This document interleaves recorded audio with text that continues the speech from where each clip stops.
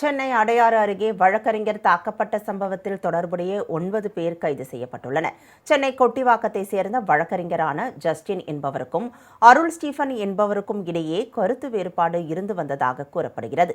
இந்நிலையில் கடந்த ஞாயிற்றுக்கிழமை தேவாலயத்தில் நடைபெற்ற சிறப்பு பிரார்த்தனையில் கலந்து கொண்ட பின்னர் வெளியில் வந்த ஜஸ்டினுடன் அருள் ஸ்டீபன் மற்றும் அவரது கூட்டாளிகள் வாக்குவாதத்தில் ஈடுபட்டதாக கூறப்படுகிறது. வாக்குவாதம் முற்றிய நிலையில் அருள் ஸ்டீபன் மற்றும் அவரது ஆதரவாளர்கள் ஜஸ்டினை தாக்கியுள்ளனர். இதுகுறித்து ஜஸ்டின் புகார் அளித்த நிலையில் சிசிடிவி காட்சிகளின் அடிப்படையில் அருள் ஸ்டீபன் உள்ளிட்ட 9 பேரை காவல்துறையினர் கைது செய்துள்ளனர். எனக்கும் என் குடும்பத்துக்கும் பாதுகாப்பு இல்லை. உடனே நான் இங்க கம்ப்ளைண்ட் பண்ணேன். 19/4/24 அன்றைக்கு 26 அன்றைக்கு கம்ப்ளைண்ட் பண்ணேன். ஆனா கம்ப்ளைண்ட் எடுக்கல, நடவடிக்கையும் சரியா பண்ணல, சும்மா விசாரித்தாங்க. ஆனா 26 இந்த செய்தி ஊடகங்கள் ரைட்டா வெளியே வரதான் பயந்து போய் இவங்க எஃப்ஐஆர் போட்டாங்க. 24/6/2026 அன்று தான் எஃப்ஐஆர் போட்டாங்க. அது நான் அன்னைக்கு கம்ப்ளைண்ட் கொடுத்தாதான் பொய்யா எஃப்ஐஆர் போட்டாங்க.